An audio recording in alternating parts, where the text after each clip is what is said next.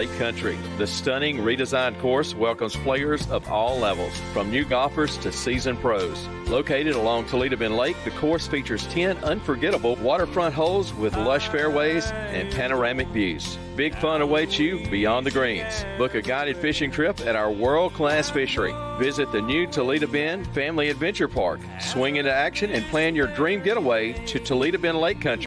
Come visit us at the world-famous Floribama, a legendary honky-tonk beach bar located on the gorgeous white sandy beaches of the Gulf Coast where Orange Beach, Alabama meet Perdido Key, Florida. Floribama offers live music 365 days a year across 4 different stages, over 20 major events for all ages, a walk-up oyster bar for a snack while enjoying some of our delicious cocktails, and memories that are guaranteed to last a lifetime. Come do it with us on the line. For more information, visit our website at floribama.com.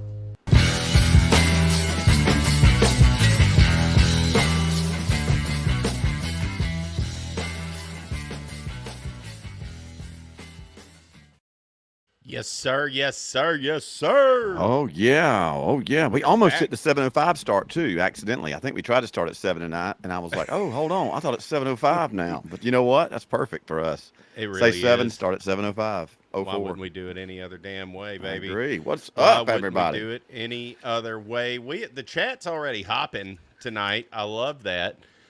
Paul Rogers in the house live tonight. Hell yeah. That was at 9:18 a.m. is when he posted that, by the way. I love that. I love that. It's support, dude. It is support. That is support. It's fantastic. Love it. All these guys in there. Yep, I can see them. Stacy G hit it at my favorite number, 1111, this morning. By the way, that is my favorite number, 11. I see it often. Yeah. Do you? It is. It comes up a lot. You know, I was always a big 222 guy playing sports, and I've kind of carried that on to my son with the numbers. I'm a big deuce kind of dude, you know. Oh yeah.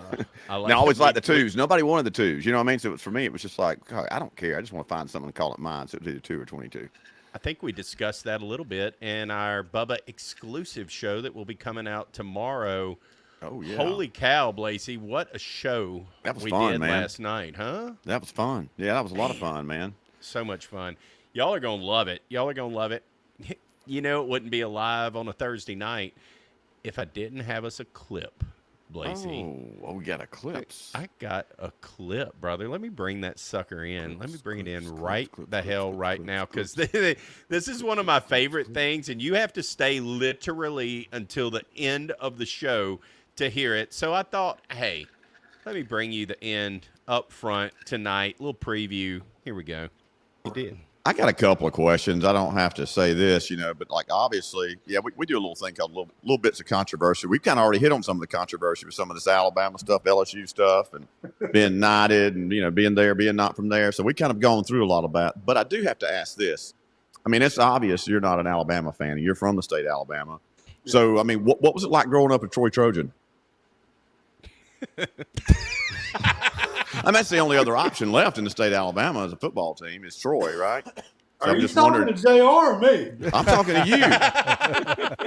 I'm an Auburn fan. Oh, I forgot about that little school up wonder he there. denounced his Alabama hood. Now it all makes sense. I would have left too. Man, you ain't even got to edit this one out, man. I'd have left too. Oh, my God. Hey, a bird took a crap on that guy's arm, Tigs. Oh, that's a awesome. Bird took a crap on that guy's arm. Tigs. I don't think that's the first time that JR has said that about an Auburn Tigers tattoo. Number one. I'm positive it is not the first time he's ever said that before. Oh, that's so good. That was so fantastic. It's so fantastic. And look, we talked about a lot of food content, how he does his stuff. Like, any question that you could think of for Austin Dennis, we freaking hit it, man. It's just a fantastic show. What a great guest. Yeah, man, he was great. I mean, I learned some stuff too, which is, you know, I like to be able to take away things from guests as well. Like obviously dive into what it is that they do, but some of those little small things that you don't even see, you know, on the visual side, it's like, hey, how do you do this? How do you do that? You know, so it's good to know. Look at old Smalls in the house. Smalls X saying, what's up? Tigs Wigs. That's what I'm talking about. Smalls Brian Gilson is in the hizzy tonight. Brian, welcome, my friend. Yes, what's welcome, up, my friend. I don't know Brian? why my camera's stuttering, but we're just gonna. I hadn't seen that Smalls guy. Now you look clear on my end, but I don't know. Actually, it's clear on YouTube. Yeah, good deal, good deal. We do have some guests tonight. We have some guests. We do have Mr. Birdman, Chris Lemke. That's so terrible. I'm sorry if that offends you, Birdman. And my buddy Matt English. Hopefully, I know Birdman's having some issues, technical difficulties in the background, hearing us. Not if you can hear us right now, Birdman, because I can see you. All right, good deal. So we've got that resolved. We're going to bring him in here in just a minute. We're going to talk about fantasy football tonight. I mean, right. I almost called you Matt. We're going to talk about fantasy football tonight, Matt, because that went almost just, I went back into an old habit, you know. It's so good to have, have my old co-host back tonight. Y'all were tandem there for a minute, though, right? Like a year or two or something? Do what? What'd you say? How long did you guys do that together? We did that longer than that, I do believe. I think we did that for about 3 years. You know what? Yeah, okay. Let me bring Matt in right now to answer that. I mean, let me just.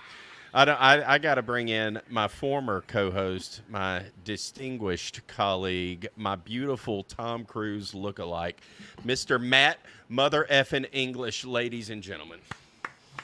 Tom Cruise. Yeah. You know what? I kind of see it there. I kind of see it. Yeah. Look at that.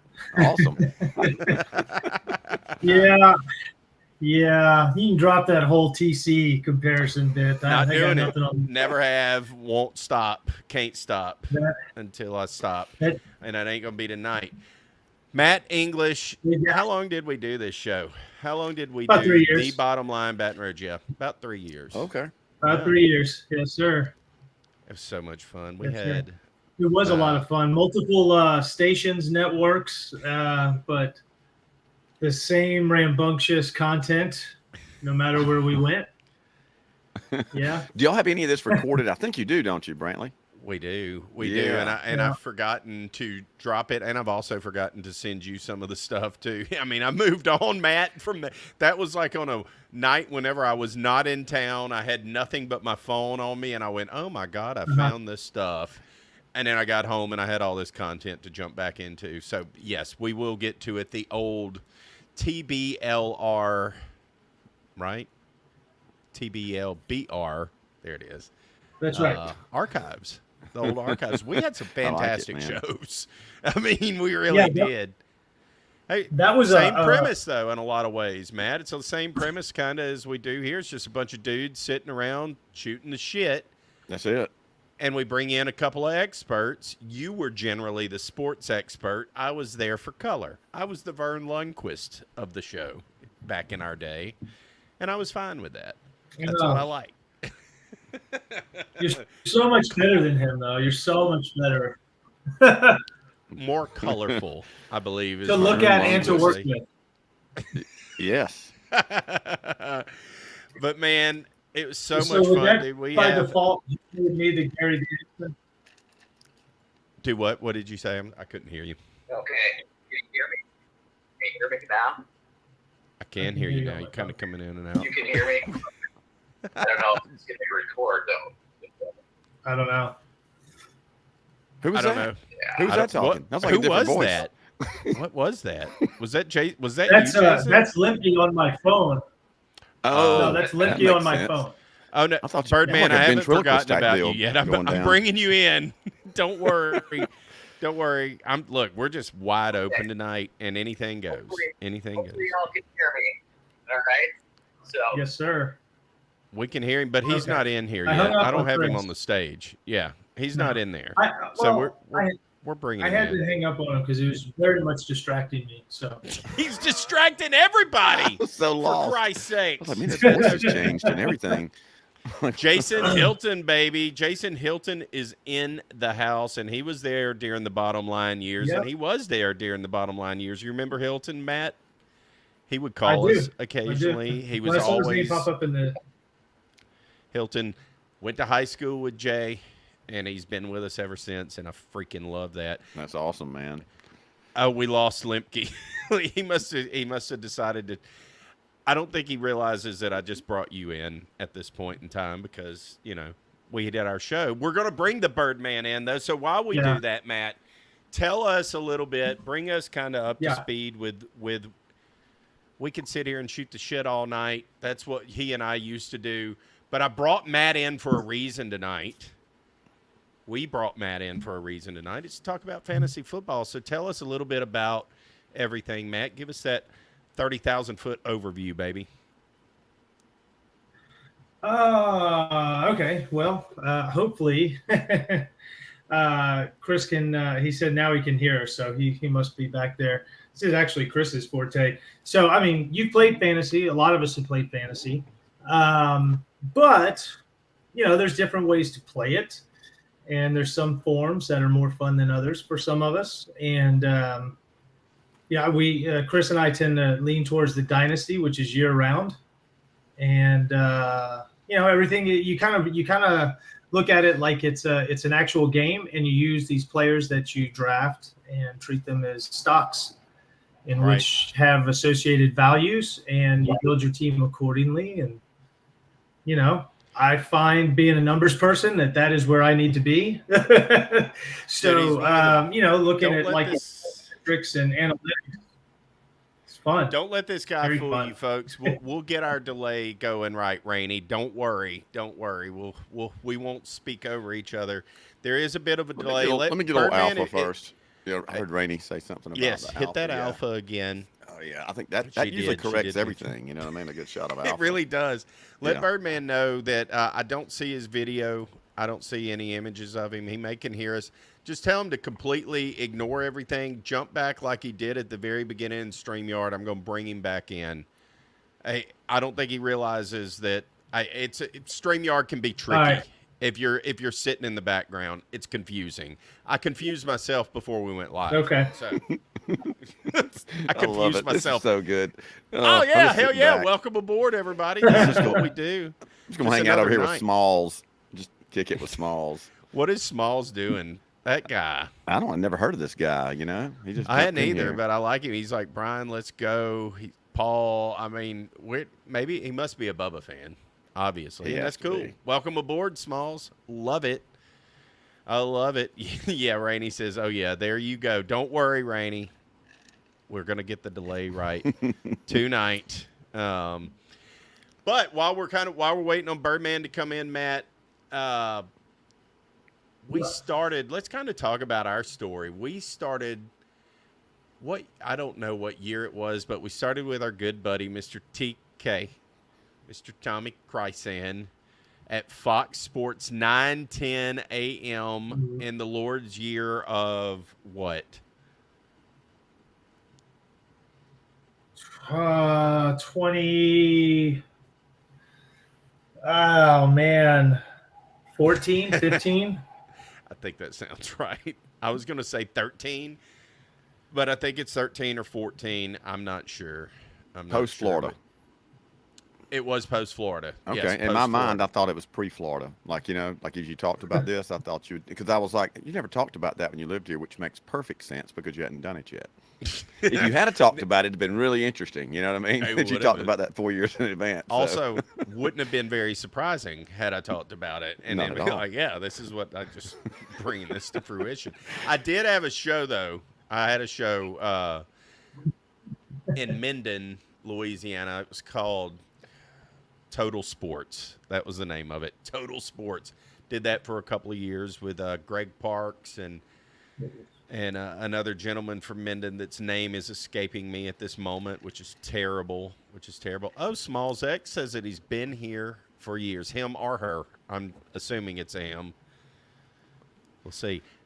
Birdman still has no camera, Matt. So I see that he may be in here. Let's bring him in. Let's just bring him in. Well, it says device is not connected. So, yeah, I can't bring him in. There's nothing to bring in. What's he using? Y'all get it straight, and I have a couple. I've got another video. Y'all, I'm going to take you out, Matt. We're going to keep going on. I brought you in early to begin with. So, y'all get it straight on the back end. I'm going to nod whenever I can see him, and Blasey and I will continue. I've got another video to show from something that I've done, so we'll catch back with you here in just a few minutes. Maybe he should use an iPhone. Matthew. He very well may be using an iPhone. He needs to. I think that may be the problem. The best recording device known to man. Immediately, the guy was in so I popped in this sucker at like 6:35, 6:40. He was already in here, and I went, look at this. Oh, my God. We've got a guest that is already ready to rock and roll. I love it. English is in here early.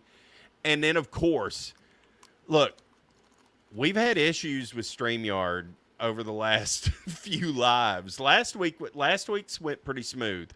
But prior to that, we've had 2 or 3 things that have happened. What had happened was... Yeah. On the and I think CenturyLink it call. was due to our friends at CenturyLink maybe sabotaging us. Blasey, give us an update on that. Yeah, man. So I think it was last week I got a message back Wednesday-ish, Thursday after we recorded, and they sent me over the agreement, and I signed the agreement. They gave me $1,200 for, all the stuff I'd been through. So, and then they actually sent me another update in X, I think it was 2 days ago, and said the check has been processed. Just want to let you know it's on the way. I was like, fantastic. I mean, what an absolute unbelievable internet company, CenturyLink, folks. I mean, if you're looking for, the high speed, they've got up to 940 meg speed. And you see it right here. I'm crystal clear. No problems with me. Clear as a bell, baby. I'm a happy CenturyLink customer. 6 hours I love it. And I'm not clear as a bell. Is that you going down? What is happening? Are you going down? I'm not doing anything. What is happening, man? Oh, my God. What is wrong with these people tonight, dude? This is crazy. I love this, though. It is what it is. Y'all can hear me. I wonder if it's Smalls. You think Smalls is causing the problems? Who's this Smalls guy? Smalls is a problem, period. I don't even know anything about Smalls, but I can tell you, problem. Yeah, I don't know what the hell has happened to my camera, but I have lost my camera. Oh, there we go. That is El Gato. El Gato. Now, this part of our show, folks, is brought to you by El Gato. El Gato, when you really want your shit to backfire. Do you do El Gato wired USB, or do you do it wireless? I do it wired because then, so I have no reason for that to have just gone out like it did. Zero. Fortunately, your boy here has learned over the time get that shit back up, Yes, so he has. CenturyLink, great former company in North Louisiana and a great place where I saw so many concerts. But CenturyLink, we're done with you. Thank you. Back off, please. Yeah, we got it. It's all settled. It's back settled. off. We don't need your problems. Blasey, I've ventured out a little bit, and I had to go. We dove into kind of accidentally, or I say we, but we're all one. I kind of got myself involved in a chicken salad war. I saw that today. Did you go there? Did you do that today? I did it yesterday. Yeah. Okay, so when we talked about pimento cheese and all that, you'd already done that. I'd already done it. That's kind of crazy. I accidentally brought pimento cheese with me. I know. And I didn't dive all into it. I wanted to, but I was like, oh my God, how did he know? You had no idea. I didn't even text you and tell you that I was going. I usually do. I didn't even tell you that I was going to go do this stuff. But yesterday, and y'all can go see this on our socials, but let me show the little chicken salad short that I made. It's good.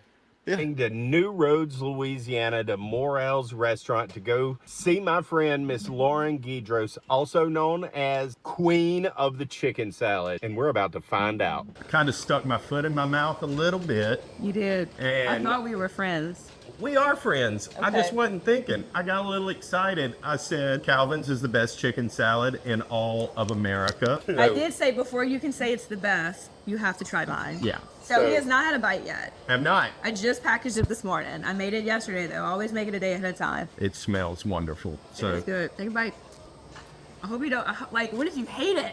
And you're like, oh my God, this sucks. On camera. That would be terrible, but I can tell you that this does not suck. Holy shit. Okay. Yeah.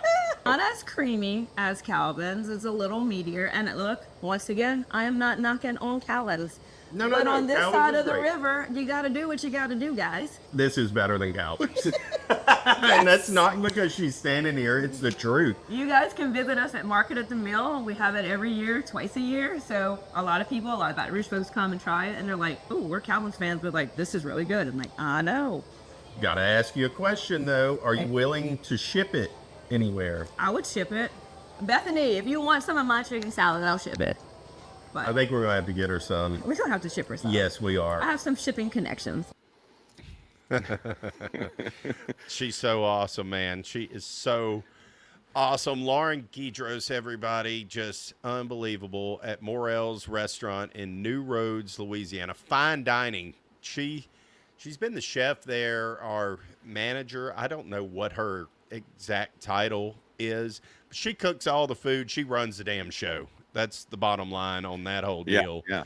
She makes it happen. Man, some of the stuff that they have, unbelievable. We talk about some of that on the Bubba show that'll be coming out this week. But yeah, crazy. I was up there doing exactly that yesterday. Yeah, that's awesome, dude. I knew you talked about it. I didn't think you had done it yet, though. So that's cool. Yeah. I mean, you're way off in this chicken salad situation, aren't you? You're really digging deep. I got hate mail today, dude, for the first time ever. Got hate mail. You're finally doing something right. It was from my mother.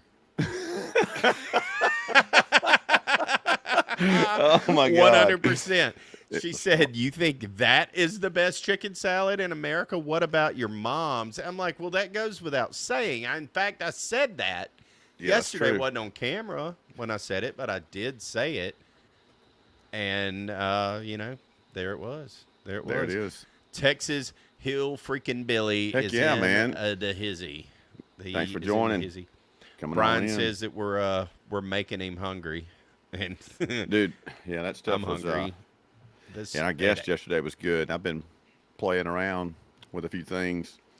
Man, I made something pretty easy tonight. I do it all the time, a little different. I just boiled 3 pieces of chicken. I mean, just a quick dish, right?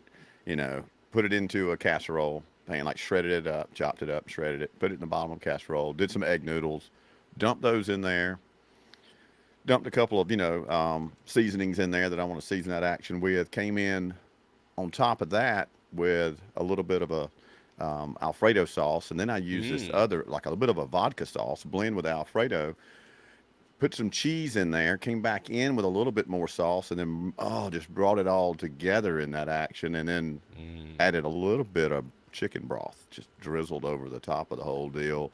Just do it in the oven, just 30-40 minutes later, we're eating a fine chicken wiggle is what I used to call that. A little chicken wiggle. Yeah. I love that. That sounds delicious. It was. It really was. I'm going to eat more of it when I'm done here. You damn right you are. I'm going to have some chicken wings and the last of the jalapeno. Pimento cheese jalapeno poppers that I talked about last night. That's what I will have post-show. That sounds fantastic. Yeah, they say technology is great, is great, it can be great, and it can also be terrible, like it is right now with poor Birdman. It just shows devices not connected. They're scrambling in the background, bless their hearts. Is Birdman? Y'all don't worry about it. Y'all don't worry about it. We can hold our own. Yeah, on this deal. No, it's fine. So they're at 2 different locations, correct? They are at 2 different locations. So now they're on the phone and they're trying to troubleshoot through this. Yes. We've done this, haven't we? Yeah. Yes, several times. And I can't think of anything to help them except for just like exit out of your computer. If there's another device, if you got a phone, go to an iPad. Maybe just change devices. That's all I can think of. You know what I mean? Or go to a computer, go to a laptop. It may not have the best camera on it, but the connection may be better. It may work. Yeah, exactly. Because working's better than not working right now. That's right. I've been down that pathway before. That is correct. Ladies and gentlemen, without any further ado, Mr. John Costaca! Oh, what's up, John?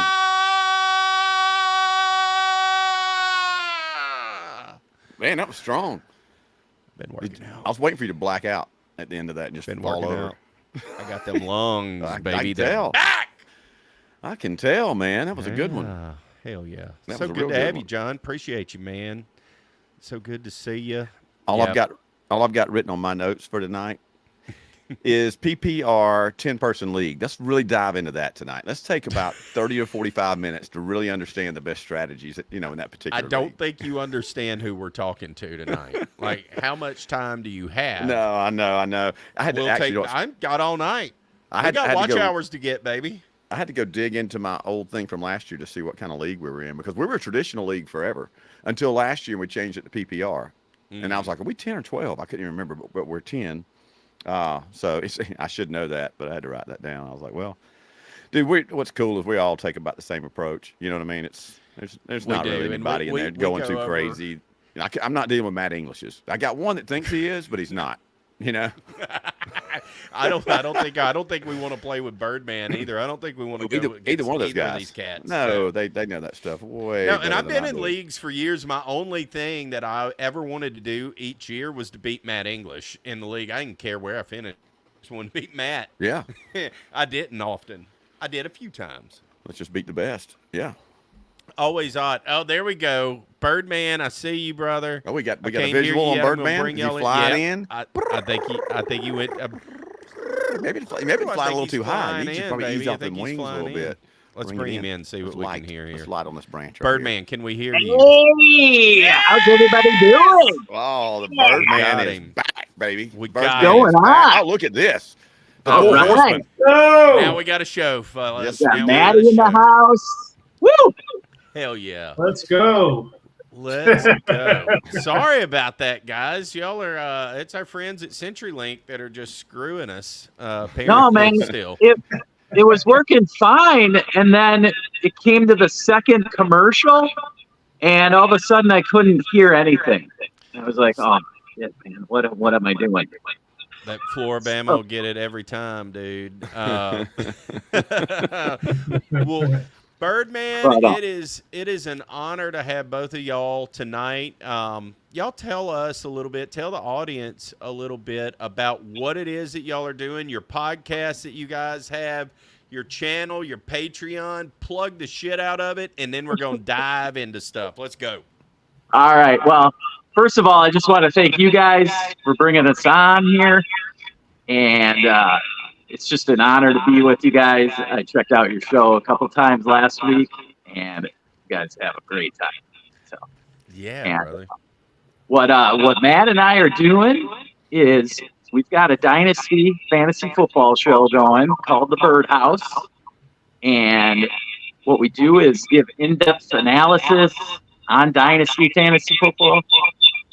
And where's this feedback coming? I'm not laughing at what you're saying. No. I'm laughing at feedback. It just keep. Do you have headphones in? Okay.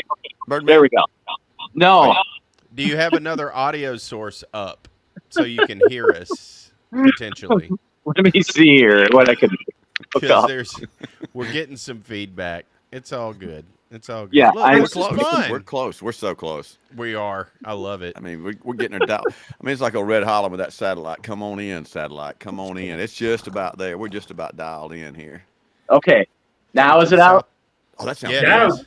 There we go. I had to close my laptop. That's what it was. All right. Shit. Hold that thought, Chris. Because if this show wasn't chaotic enough, ladies and gentlemen, JR, the motherfucking handler, is here. Gang, gang. Gang. You couldn't have got here at a better time. Well, I was waiting on our guest. I saw you guys scrambling on the Facebook there on the live, and I thought, oh, shit, we got a podcast tonight. And then I said, well, the guests are late, so I won't be too late. So what's up, everybody? Sorry for my tardiness. My lack of responsibility is showing right now. Apologize to everyone. It really is. Hey, it's all good. I was plenty late. That calls for another shot of alpha. But I'm ready. We're ready to go. Hit that alpha. All right, look, I wouldn't have this shit any other way, number one.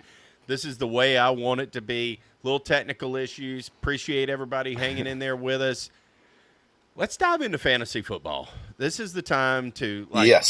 JR has been sitting on the damn sidelines. He got his notebook out. He's been waiting, ready to scribble. I knew it. Hey, I literally was just doing a practice draft for fantasy. I had watched a fantasy program on TV my wife had on, and I thought, oh, let me go just look because I haven't paid attention since last year. We talked about last night on the last podcast that my strategy is just pick guys from Alabama and teams that I like, and it's worked. But as I watch the predictions for the polls preseason, the rankings and stuff, I'm like, my guys my receivers and backs have slipped down, so I might have to re-strategize this. So actually, that's what I was doing. I literally was doing a practice draft. I got Jalen Hurts. I got Jahmyr Gibbs, but then I didn't have many other Bama guys. So I'm looking forward to gathering this knowledge and using it here in a few weeks. Absolutely. Well, let me tell you, I beat Matt in our bottom line league last year with Justin Jefferson on the squad. So Hell yeah, I'd rethink that Alabama strategy. Maybe swing it over to that guy right down boys there from Baton Rouge. might want to think about that. I traded Jalen Waddle off of my roster towards the end of last year. So yes, he did. But see, my thing, I'd rather lose with Bama guys than win with anybody else. So I'm all in. All my chips are in. Hey, do it however you want it. Enjoy fantasy football. That's the number one lesson we can give you all is you gotta have fun with it. Get some players on your team that you like, because if you hate everybody on your roster by 5-6 weeks in, you're not even going to pay attention. So get a couple dudes that you like on your team. I've got no problem with that. All right. I'm more about telling you guys which guys not to own, because it's way easier to do that than telling you which guys to own. Right. All right. I like that. It's kind of let's just mark these guys. So avoid the landmines. Yes. Avoid the landmines. So what is some of the content that guys and gals out there can expect to pull up if they go to like your Patreon? I'm a Patreon member. I've been seeing lots of stuff coming out in the last couple of days with tight end projections and stuff like that. So tell everybody a little bit about what they could expect. Yes. So we just uploaded our Dynasty rankings for the 2024 season.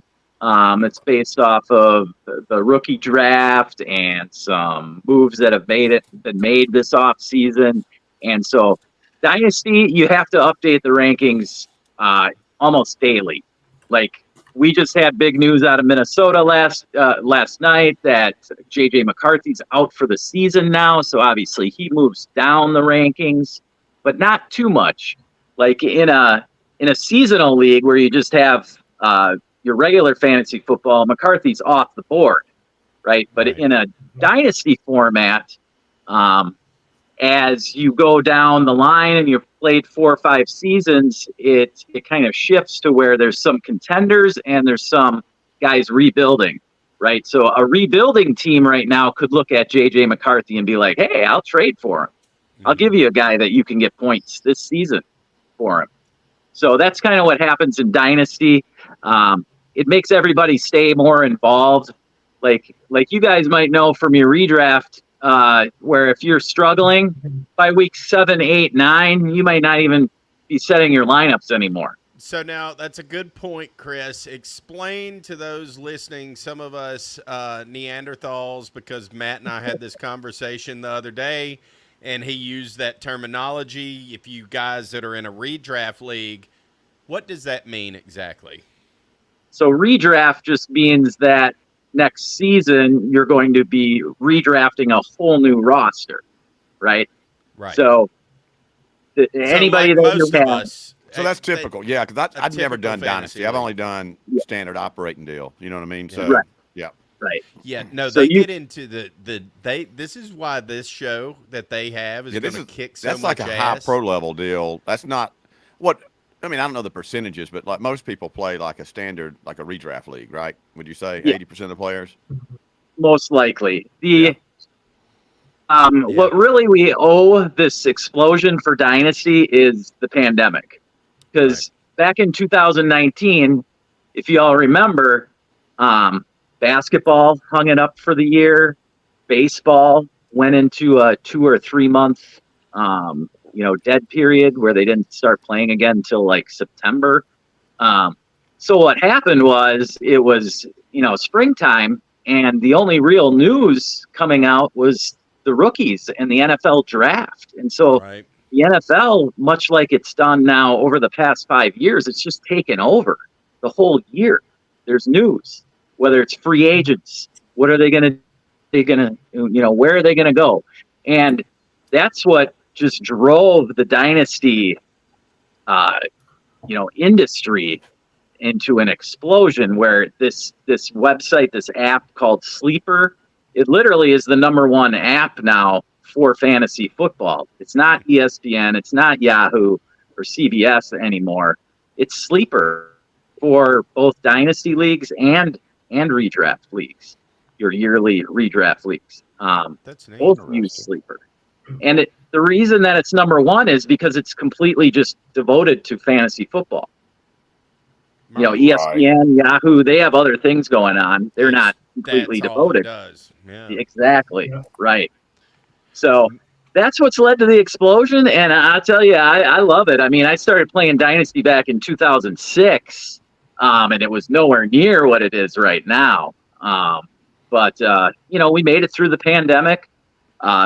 First year I played fantasy football, let me tell you guys, it was the strike season of 1987. That's how old I am. Wow, dude. Nice. That's crazy. Fourth grade. Look that Fourth old? grade. You don't look that old. What were you, like 6? I was 10. Because I know you degenerates. It's a fair question. I was 10, and I started a 4-man league. I started a 4-man league in 4th grade. That is crazy. And then we had to deal with the strike season. So let me tell you what happened in the. That's awesome. Oh, when the scabs came along. Yes, when the scabs came along, that was tough to deal with. So this COVID Did you thing draft that Tony happened. Danza as your kicker? Or Bobby Abear.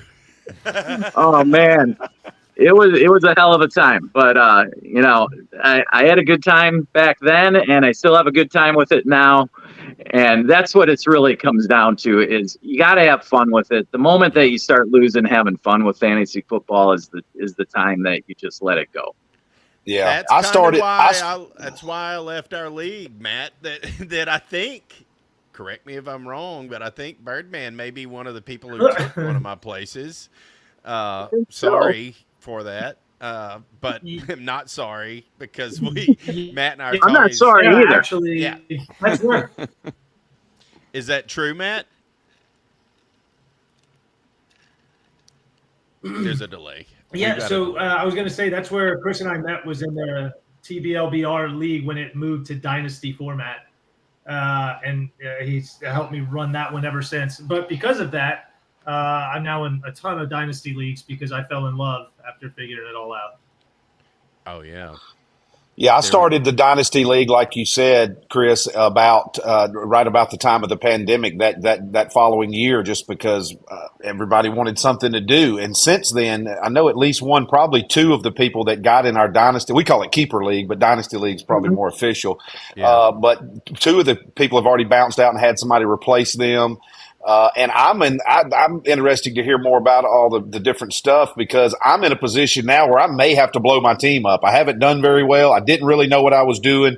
I just thought I'd have time and energy and effort to do it.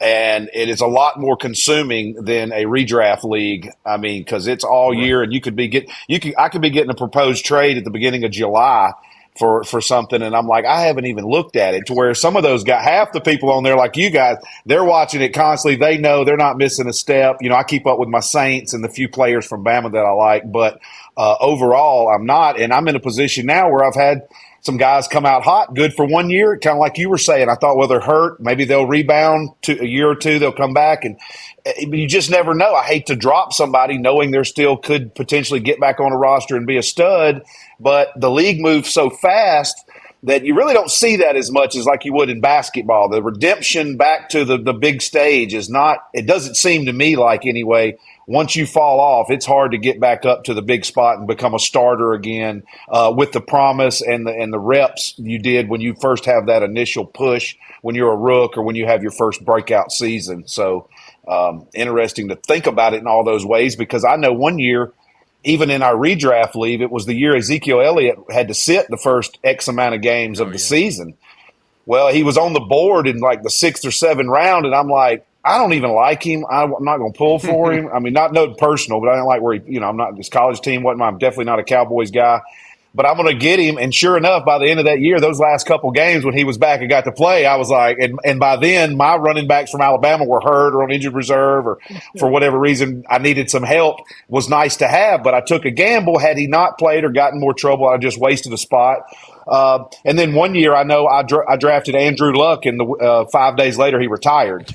So I did the same thing. I did the same damn thing in one of my leagues with Matt. He remembers. Yeah. Yeah, the unfortunate thing with so I don't want to call it unfortunate, but the thing with Dynasty is you have to, and Matt's learned this, is you have to look at players more like stocks, and they all have a value, and whether you like them or not, as you were alluding to Ezekiel Elliott that year where he fell to the 6th round because he was out the first 6 games, you were smart in grabbing him, and then you stashed him. And then you were able to use him later on in the season. And it's the same way in Dynasty, even if you don't like the guy, but he's fallen in that first initial draft. They call it a startup draft. If somebody with huge value has fallen, and it's happened in the last couple of years, like Kyler Murray last season and even this offseason, Deshaun Watson, his value plummeted from his issues. But, you got to take chances on guys. I have Deshaun Watson in a few leagues. I don't love the guy. But you know what? It makes for some fun team names having him. And you know what? Sure. The guy still is an elite talent at quarterback. Yeah. Like there's only so many quarterbacks that play in the NFL, right? And he's one of the top 20 best of them. He's probably one of the top 10 most talented. So if he can figure things out there in Cleveland, I mean, he's going to be the king of Cleveland. And keep Amari Cooper healthy, get some help around him. Cooper stays healthy, has another big year because same thing. Cooper's a stud. He's kind of fallen back now because of his, all being injured and different teams swapping. But, if they hook up, Deshaun Watson can throw for 600 yards and Amari Cooper can get 3 touchdowns and 200 in the air if at any given point because, like you said, the talent, it's there.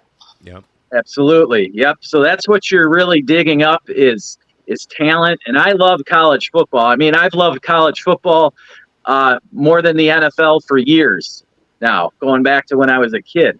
And I love that jersey, brother. Yeah. Though I'm not a fan of the team, but I know what you're doing.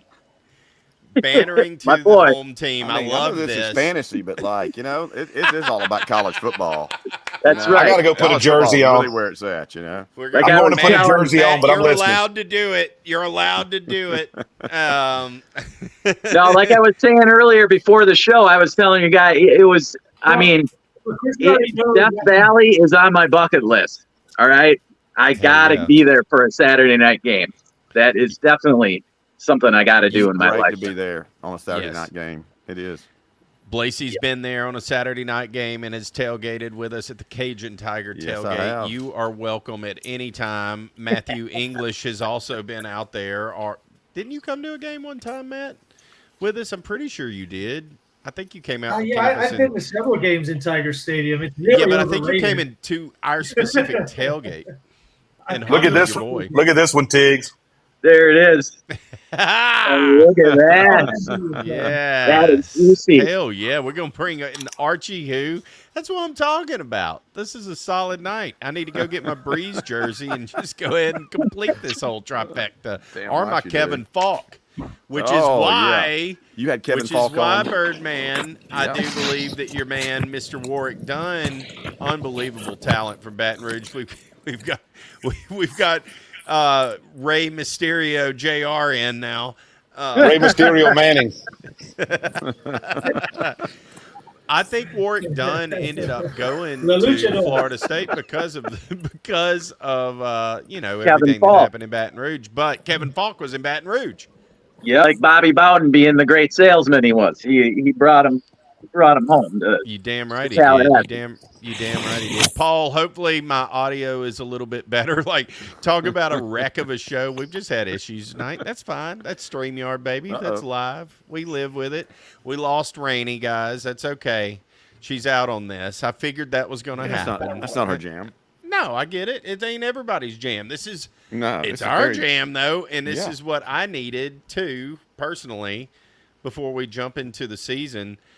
Tell us a little bit, guys. Let's go to a redraft kind of conversation. Matt, I'm going to you. I want this to be you. Give me your top 3 redraft players in a 1-quarterback league.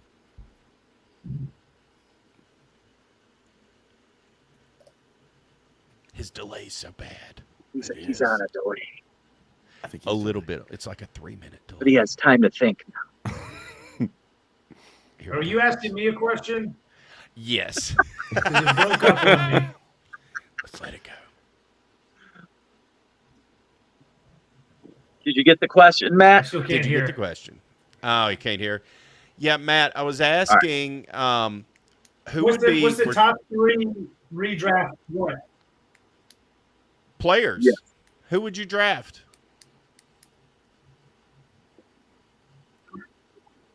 Redraft? Yes, redraft. Top 3. Maybe I should put this in the chat. Top 3. That would be a good question. What position am I drafting out of? That's technical. You got one of the top 3 picks. Top 3 pick. One of the top 3 picks? Yeah. In redraft.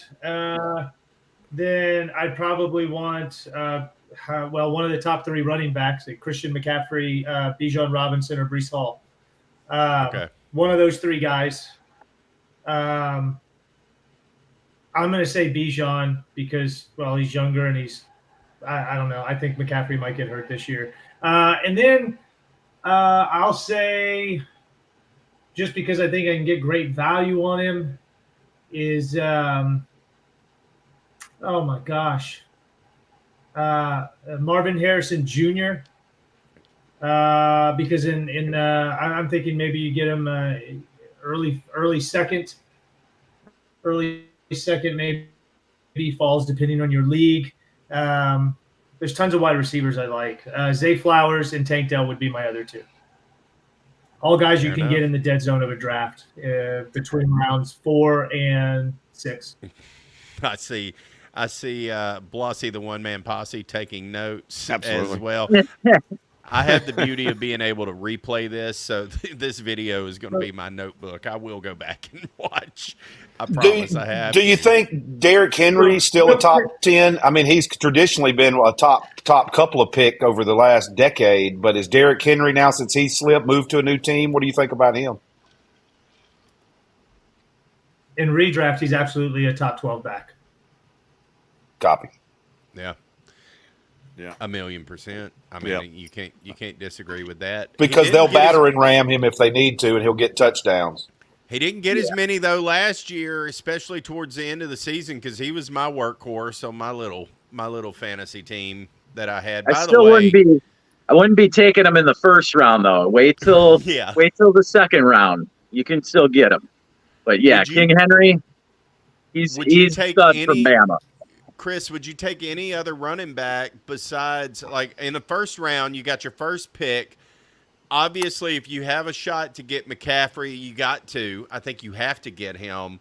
Otherwise, is there anybody else, any other running back you would take in the first round? So the first round in redraft, I look at it as there's a top 8 players. There's those 3 running backs that Matt mentioned, CMC, Bijan, and Breece Hall. And then there's 5 wide receivers. There's CeeDee, Tyreek, Justin Jefferson, Jamar Chase, and Amon-Ra.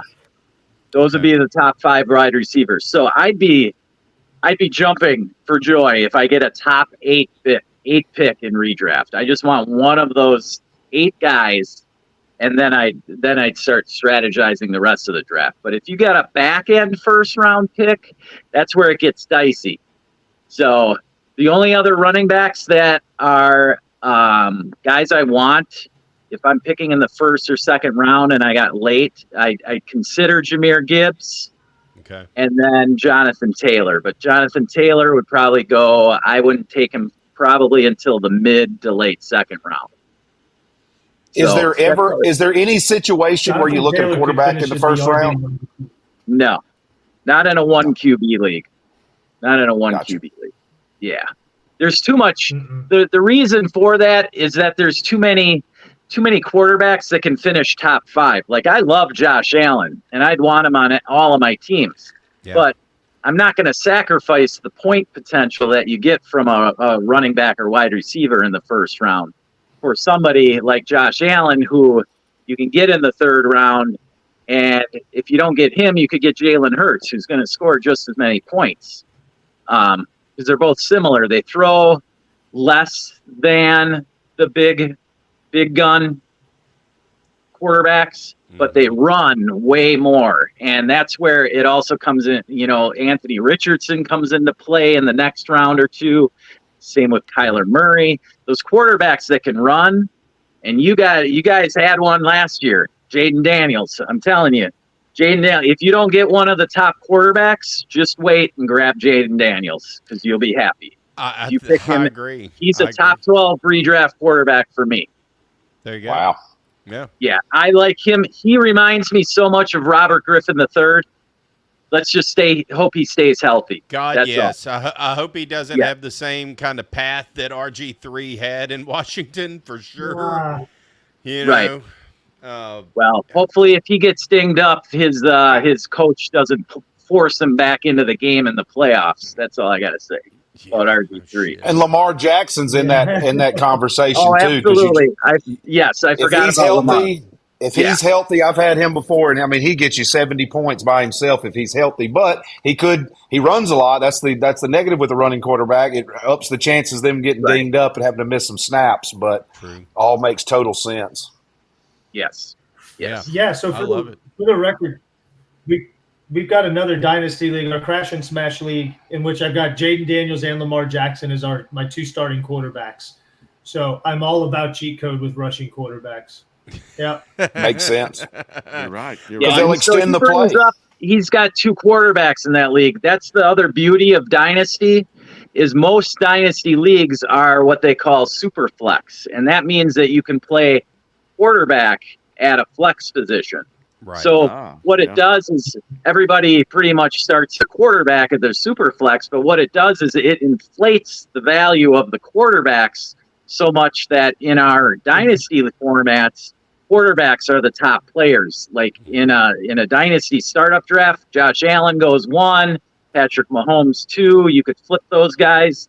Right after him, you're talking C.J. Stroud, Lamar Jackson. The top quarterbacks are the first picks, and it correlates to actual value of players in the NFL better than a redraft league, and that's why I like dynasty better.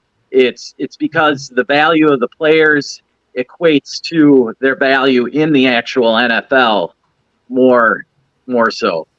Now, Chris, Matt had told me the other day we were talking. Tell me a little bit about this 53-man dynasty roster. You guys want to get into the weeds of fantasy football? Here it goes. Tell us about it. All right. So, Matt, you want to take this one, or you want me to do it? I'll start with it, and then Matt can add. Yeah, you created this, so you tell. There you go. All right. So what happened is in fantasy football, generally it had been just offensive players for years, right? And you'd pick a team defense at the very end and hope they'd get an interception for a touchdown, right? Well, some leagues started picking individual defensive players, and then you'd get points for their tackles, right, or sacks or interceptions. But what we did is we made a full franchise fantasy football league where you're picking a 53-man roster. You're starting 11 offensive players, 11 defensive players. The defensive players are getting mass points. You're getting 10 points per sack, 10 points per interception. So the top defensive players are inflated up in value as well. So I'm talking like TJ Watt and Micah Parsons are like almost as valuable as the quarterbacks, right? Yeah. But in real life, think about it, like how game-changing are players like TJ Watt and Micah Parsons. I mean, those are superstars. They change the game just as much as a top-end quarterback and a top-end wide receiver can. So we wanted to create something that equated to that, and I think we did. We just have to, get it out to the masses, and I think we got something going here. How do you score points on offensive linemen? Is that for pancakes and just keeping people off? No, there's no offensive linemen. We just have extra wide receivers in there, extra flex positions. So you are still, for your offensive players, the 11 guys are still like 2 quarterbacks, 2 or 3 running backs, like 5 or 6 wideouts, and then a tight end or 2. Wow. Our dynasty league is like that. You get you can rotate it what kind of defense you want, whether you want a 4-3 or a 3-4, and you can get defensive linemen, linebackers, safeties, and corners are bunched together. Obviously, your kicker, so it's kind of that way with no offensive linemen. But it's definitely it's a lot to it. Yeah, I like it just because now I'm going to be watching both sides of the ball. You know what I mean? Like I would have paid attention to the NFL draft way more had I known I was going to be in this kind of league. But I wasn't paying any attention to the defensive players getting drafted. I was just watching all the offensive guys. So I love it. I like it too. I mean, it's interesting, like you said, because you really have to know the roster up and down to know how much these defensive linemen are playing and how many points they're actually getting. But it could come down to where you have one that gets you 12 points, every other game, and then they might get you 1 point some games, but then you have that defensive back who shows up big and gets a pick 6 one game and deflects a pass and recovers a fumble for a score or something. And man, it's a game changer. But it's a lot. It's still a lot to, you got to keep them rotated in, know who's healthy. I mean, it's just more people to pick from. And in our regular redraft league, we do what you mentioned with the team defense and 1 defensive player from any position in defense. Yeah. Yeah. I've done one league like that. I like that format too, where you have a team defense and then in our format, picking a player from that team. So. From the defense you're picking?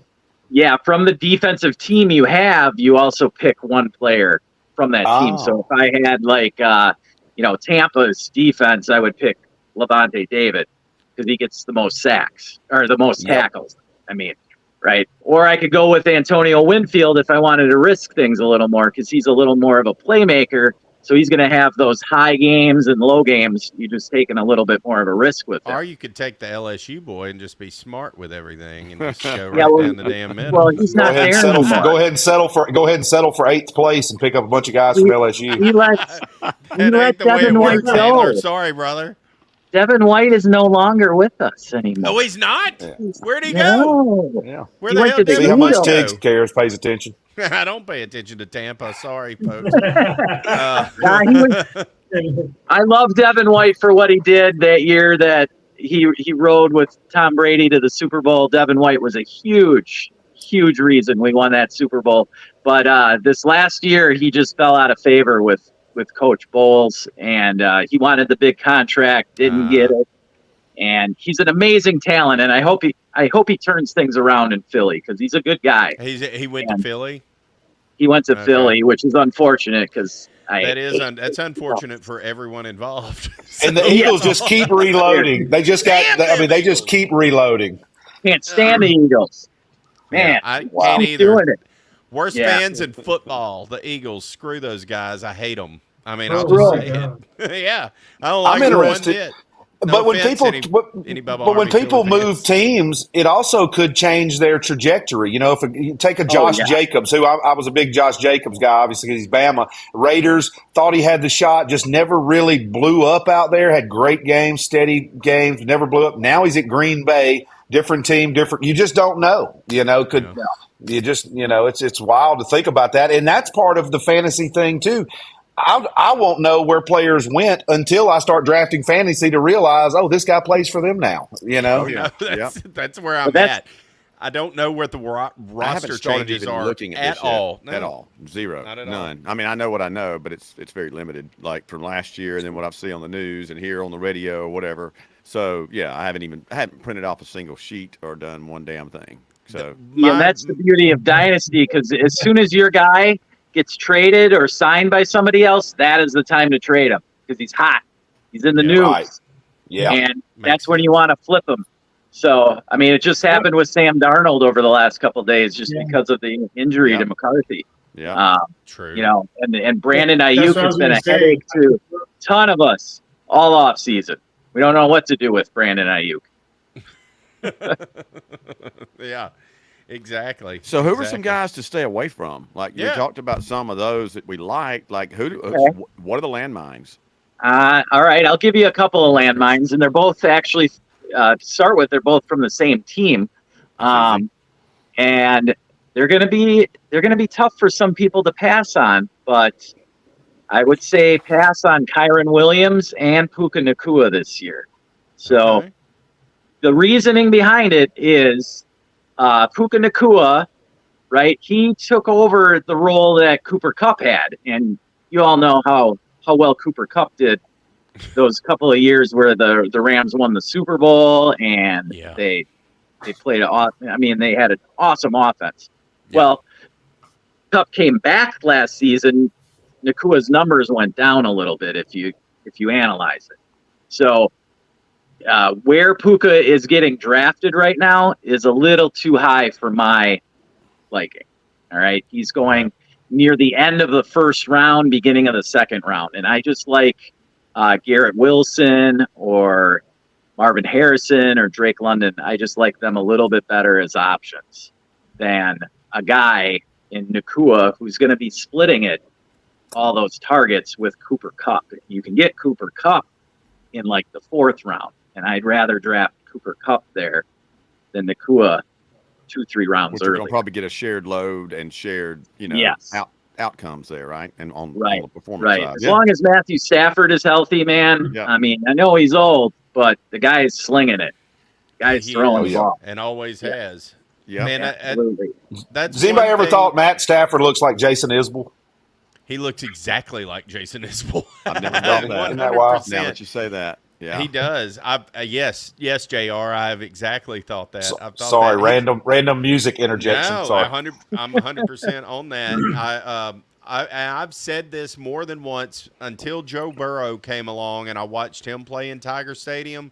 Matthew Stafford's the best quarterback I'd ever seen play in Tiger Stadium. Yeah. He just doctored us up that one day, and just when I watched him, I went, man, that's a pro quarterback right there. Yeah, like that guy's going to do it, and he has. Yeah. He's such a dog. And I mean, from his rookie year, when I don't know if you've seen that highlight, it's played all the time. But when he went down and got hurt at the end of one of the games in his rookie season, he came out because of his shoulder, and then he snuck in when the coaches weren't watching so he could get back in for the last play and threw the game-winning touchdown. Badass. I mean, and had to have surgery following that too. He did. Yeah, because it's funny. My sister had surgery at the same surgery center down here that Dr. Andrews owns, Andrews Institute in Gulf Breeze, and so he had surgery there. They were going through rehab together because she had surgery on like her knee, and she lived at Portofino condos, and he was staying at Portofino. So she said Matt was such a cool, nice guy. Was always around, coming up, talking, like super, super nice guy. So hey, that's one thing about him too. He's just such a dialed-in individual. You know what I mean? It's like and all this distraction stuff that never really got to him. So. Yep, and that's why he's still performing at age 36. I mean, that's exactly right. Brian Gilson makes a very good point. The Eagles are the old Patriots picking up everybody. They kind of are turning into that. Unfortunately, they're going to win a lot of games. They are. They will. They are. They definitely will. Our Saints, I'm afraid, JR, Matt, and Blossy, the one-man posse's a quasi-Saints guy, too. I don't think we're going to have a good year. I'm not too high on many of the Saints. Matt's boy Kamara there that he's wearing the jersey of, Olave, a top 12 receiver? Olave. I don't know. I got to I get go the back ball. and forth on Olave. I mean, he's such a good talent. His problem is really his quarterback, and the fact that Derek Carr likes to check it down to Kamara so much that it leaves a little bit on the bone for Olave. If Olave had a quarterback like Matt Stafford, it'd be a different story. He'd be lighting up the scoreboard. But and we'll just have to see if the evolution of Spencer Rattler, does he come into his own and become one of those quarterbacks? I mean, he looked good in preseason. Obviously, that's preseason, a lot to be left to go, but we'll see. Matt shakes his head immediately. I'm with Matt. He's got a long way. Blasey and I watched him at the Senior Bowl. He got a long ways to go. Yeah, he didn't look good there. But he could develop. You know what I mean? It could happen faster than you know. You know what I mean? Everybody's different. He may be on a different trajectory. The Saints have a wonderful history of developing quarterbacks. Yeah, right. Exactly. They maybe developing them into tight ends. We got was on a deal. Oh man, Drew Brees. I can remember my first dynasty draft that I did. I took Dante Culpepper, who was going to the Dolphins, and that was a terrible pick. And I remember that was when Saban went to the Dolphins, and he didn't want to sign Brees because of his shoulder issue. Right. And I think that Drew Brees got over that shoulder issue pretty quick because I don't know anybody that threw the ball more than he did in his that time frame he was with you guys at New Orleans. You know, if Nick Saban never left LSU, the New Orleans Saints probably never would have had Drew Brees. And that's a fact, JR. Possible. So you're welcome twice. True. Yeah. Yeah. Everything happens for a reason. I guess so. That's it. He loves it. Look at the handler over there smiling with that fucking smile he's got. He just sitting on this bed full of championships over here. Yeah, that should have been ours. We all know it. It's okay. We'll get past it. We still got ours. The thing. This is going to be fun, and this is just your boy Tiggy talking out of context. Jason Hilton says, and damn it, Matt, look what you've done. Tigs Bits needs a fantasy league. Shit. Hey, we'll have to try the new sleeper. I just downloaded. It's not going to be a pay. This will be free, and it will be your standard issued deal. Redraft. Your standard redraft. I'm totally fine with it. I'm not being a commissioner. I'm done being commissioner in leagues. I don't want to be commissioner in leagues. Jason Hilton is now the commissioner. Yeah, there it is. There you go, Jason. You're now the commissioner of the Tigs Bits League. There it is. Congratulations. What a title. I will be getting with you. It is an honor, and thank you for taking the reins on this, Jason. It means a lot. I will be sending you that information post-show so you can get that started. Whatever league you choose, ESPN, Yahoo, Sleeper. Prefer Sleeper, honestly, based off of this podcast. Prefer Sleeper. Absolutely. Prefer Sleeper. And as a commissioner, Jason, you will enjoy Sleeper much more, too. There you go. There you go. There you go. Well, boys, do y'all have any more questions fantasy-wise that you want to hit our gurus with? I mean, I could go for days on individual players and things like that, but I don't know, Blasey, what do you got? No, I mean, that was it. I was just kind of looking for a couple of little nuggets there to add to whatever I'm doing, looking at I like that top 8 list and looking at, some of those to watch out for, some of those, some value picks, as you move into the middle rounds, Zay Flowers, some of those things. So just a few things to go in. I can add this one page back in front to my folder that I'm just starting, and that'll be, my first exercise and actually digging into this. So I appreciate it. No, and it's mine. I've got the landmines there to watch out. So no, that's good. Just watch the show. That's what I'm gonna do too. Yeah, and I've got a question though, and this is another one of my strategies that I'm just get you two guys, since y'all do it a lot more than we do. what you think about this strategy. For team defense, I never pick a team defense. I pick it very last. I pick the best that's available, and then each week I pick off of the matchup. I pick the best matchup each week of the rest of the defensive leagues. And everybody else picks a good defense, later rounds, but they eventually pick a decent defense. And I usually just stick with whoever's left because you've got a big pool to pull from each week, and I pick against the matchup itself. Whoever's playing the worst team, I pick them. Is that crazy or not? I love it. Nope, that's the way I do it in redraft every year. Absolutely. Okay, and the reason's simple. For me, I'm looking at, okay, yeah, the Niners look like they've got a really good defense right now, right? But what happens to that defense when Joey Bosa gets hurt, right?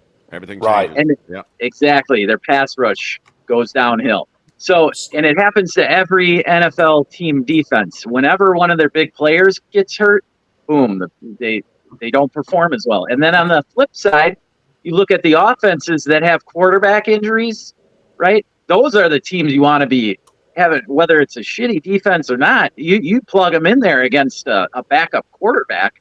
Exactly. That's what I do. Or some drama in the news or something where they're disruptive or they something happened last week or things like that. You look at those individual week to week matchups. And two, for me, it's always like I hate wasting a decent pick on a defense. I'd rather get a late round receiver that I know I'm going to need later in the year, or an extra kicker or something that I know I'm going to need, a tight end that I'm going to need later. You do extra kickers? Huh? I don't. Hell yeah, he does. Everybody loves kickers. I'll take two kickers. Yeah, I'll do two 15, kickers. 16, and that's defense and kicker. I don't Really, know. It's just what I do. Story. Tell it, Matt. Tell the Tell story. Your two kicker story. Tell it. Tell the two kickers story right now. Okay, so in one of TBLBR's past year formats, Brantley drafted who was it? Matt Prater, I think. Yes. In the 8th round. Some crap like that. I was at a circus. Of course, Brantley was at a circus at the time of doing his draft.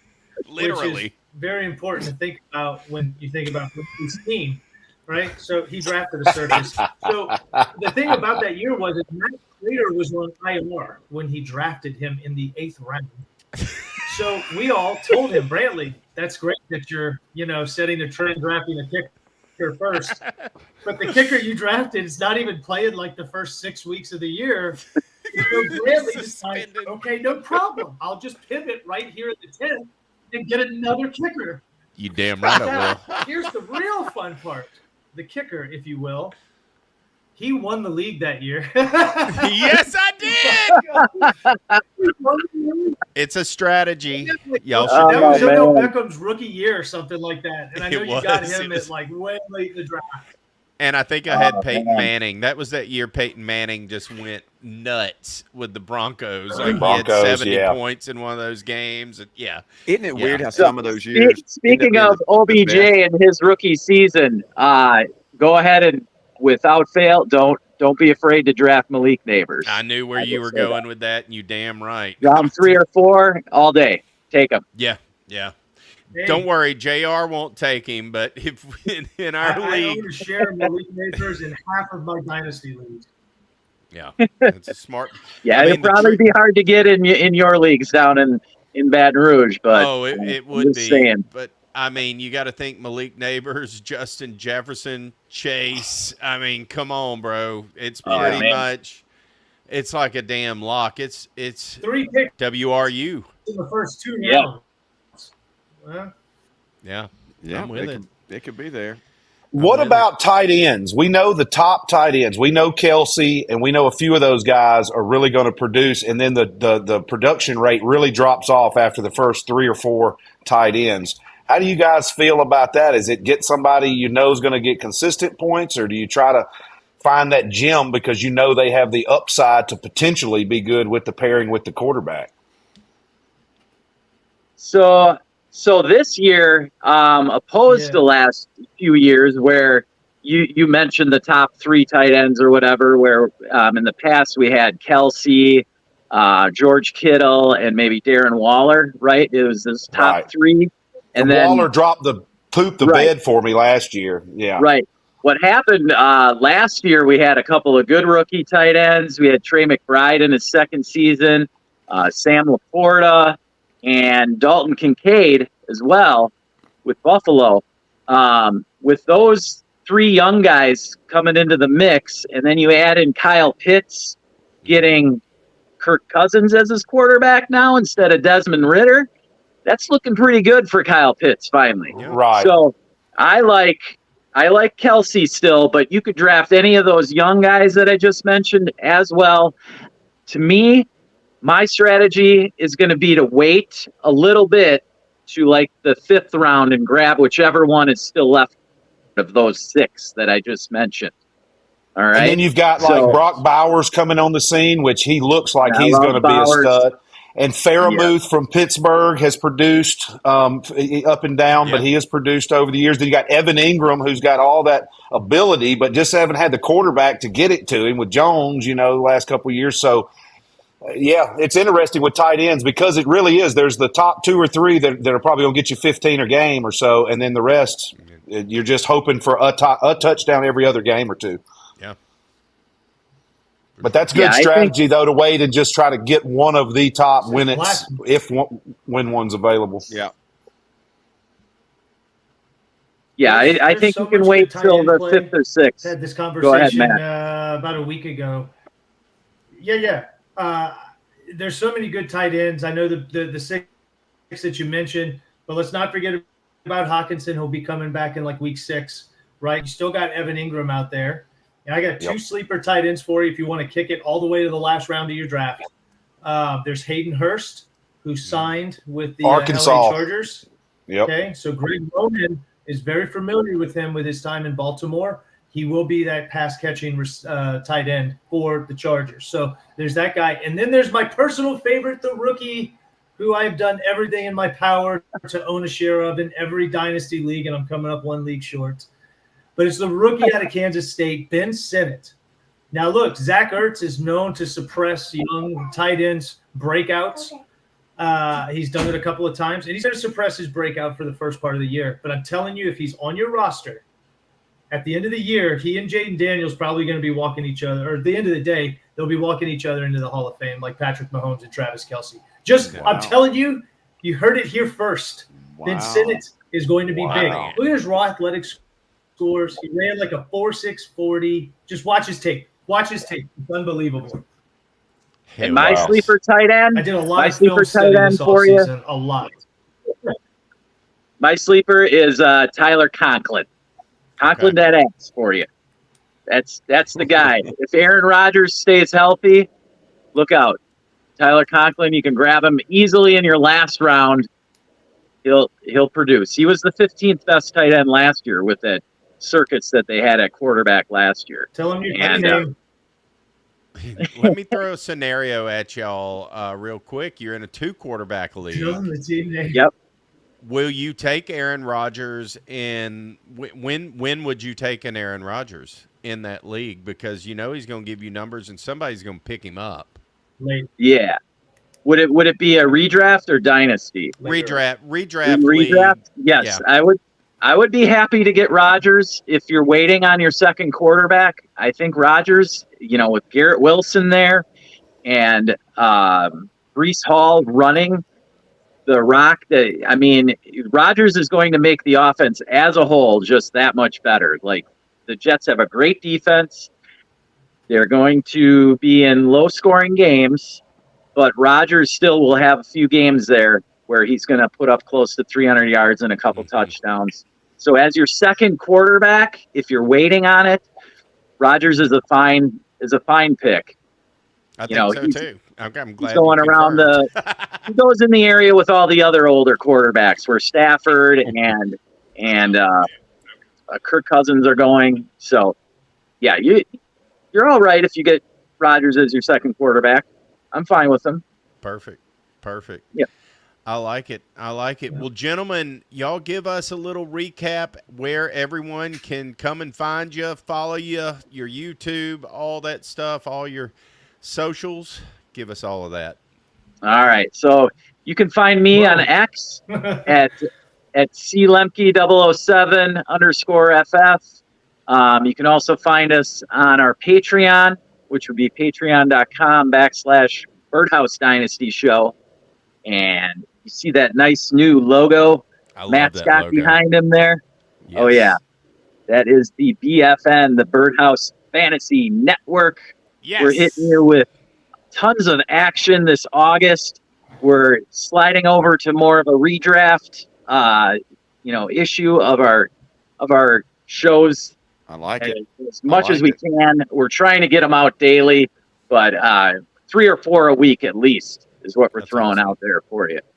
Matt, what else you got coming up? What else do I have coming up? Nothing.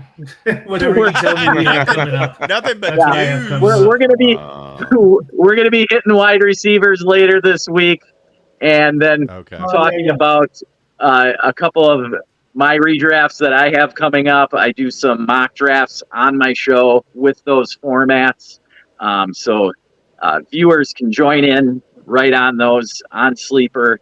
They can join in on the mock drafts and try their, strategies out there before you have your real draft. Right. So, Exactly. I can answer your questions right there. I can answer them on the I think we'll probably discuss the draft as well.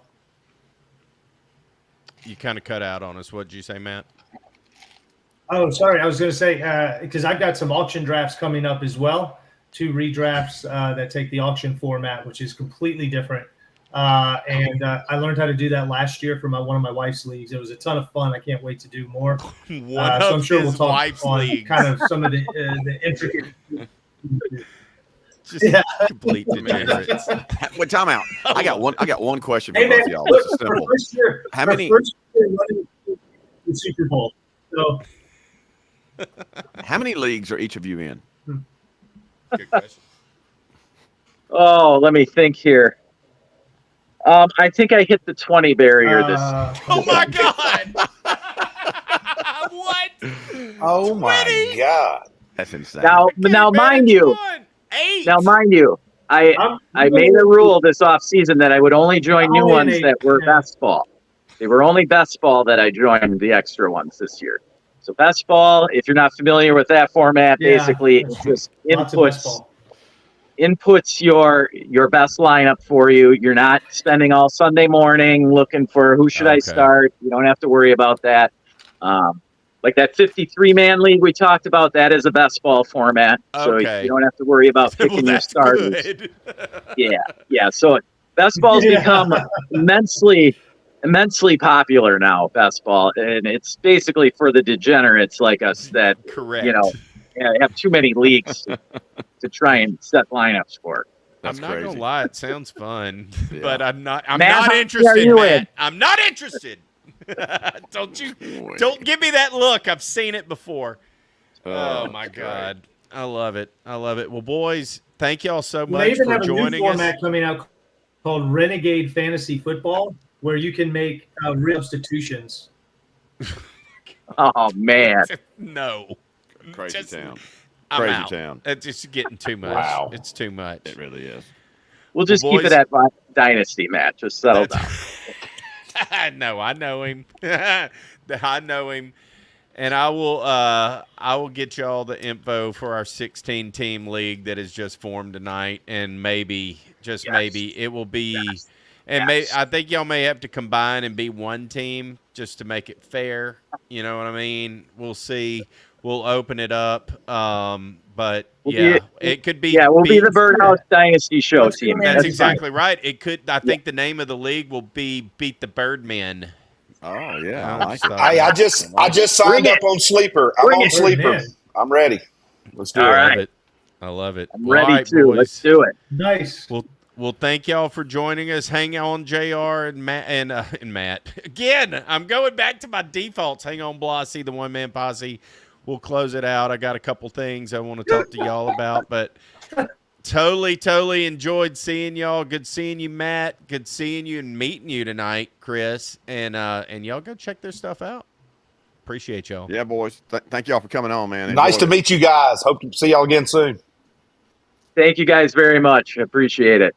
Always a pleasure, man. Love you, brother. See y'all.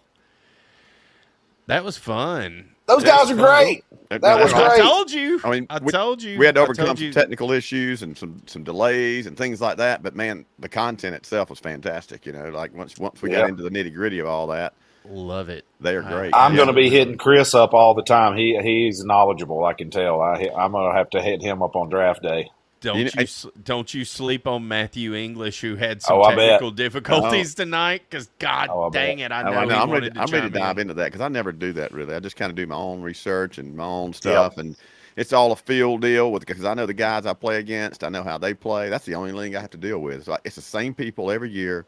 I know how they draft. I know what I can do. I know when I'm going to take a quarterback, and it's going to be about the 7th round because I don't have to until then. And so I'm just going to load up on that wide receiver and running back just to death, and then after that, get it. And then I know exactly what I'm going to do. And I'm the top 3, top 4 guy every year. I haven't won the league yet, but hey, Brantley, to your story real quick. I don't want to get off into the weeds too far, but let's get into them. The year that you did the circus thing, the one year I had to go on vacation. Well, the rule is you have to be there. Well, they made a special agreement. I said, look, y'all can draft for me.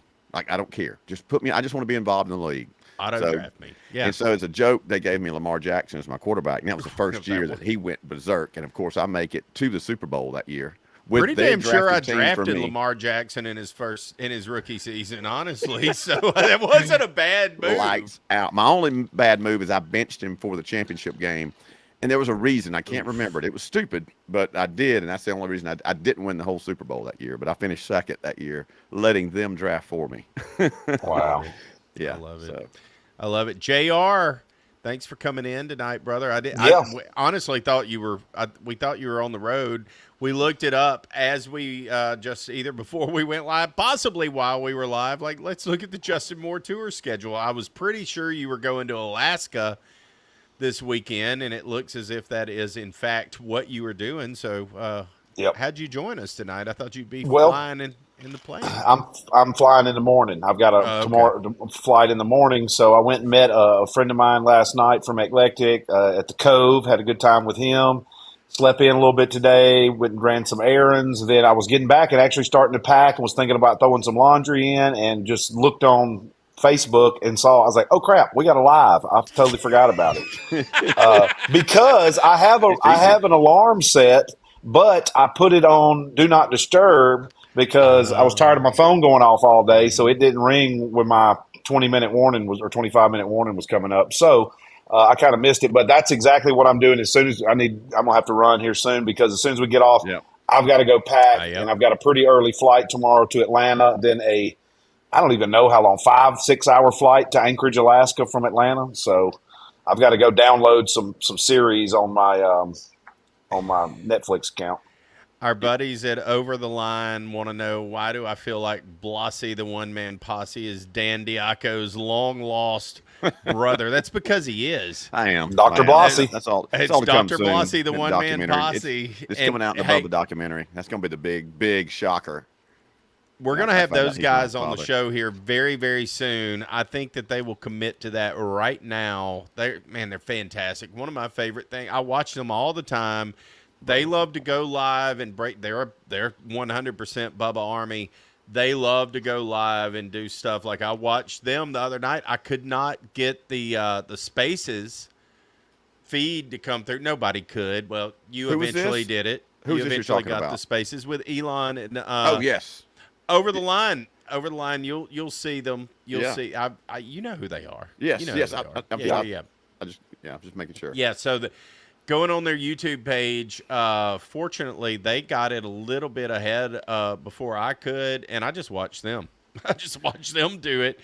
They're fantastic. They're fantastic. Nice. John Costeco says pop for Over the Line. Yep, and look, he says for sure. I knew he would. They Andrew's game, and I want the whole gang though. I want the whole gang, Andrew. We want all y'all in this beautiful little space. They have a hell of a production. They put on a fantastic show. Yeah, that would be a lot of fun. It would be a lot of fun. And JR, in the spirit of like the craziness and technical stuff of the game, right now you could take your mic and just sling it off to the side, because you hadn't used that thing all night. You really haven't. He hasn't. Shut up. I swear, it's so good. But you sound pretty good. You sound pretty good. No, you sound fine. It's You're not your just fine. microphone, But though. I was wondering. You're right. Look at Blasey. Hey, I'm so check proud. 1, 2, and I'm it's so on. raising Oh my y'all God! right. I am raising y'all right. Now My let's God. hear it. There he Do is. it now. Through my dang earbuds. I was going to tell you that, but it was so far into it. I was like, and you were on a roll. It was just like, there's no reason to disrupt this. It's like everybody else I was is talking. coming in It's just low. alive. I was coming in low, apparently. I've Yeah. upped my whatever, dude. This was just a chaotic thing. This was a beautiful, as my friends at 311 say, this was a beautiful disaster. All right. Was. So It was. No not doubt. one damn thing to be upset about. We'll be back next week. We will keep kicking ass. If you have not, well, I know you haven't because it hasn't come out yet. So go listen to it tomorrow. It's in my head. It hasn't left my head. Our show, our interview with Austin Dennis tomorrow night is fucking fantastic. There, I said it. It is great. Good. One of the best shows we've ever had, in my opinion. Dude is hilarious. We got Archie Who in the background. I mean, y'all go check it out. Coming out tomorrow. Bubba exclusive and more to come from that. We'll see you beautiful people next week. Later.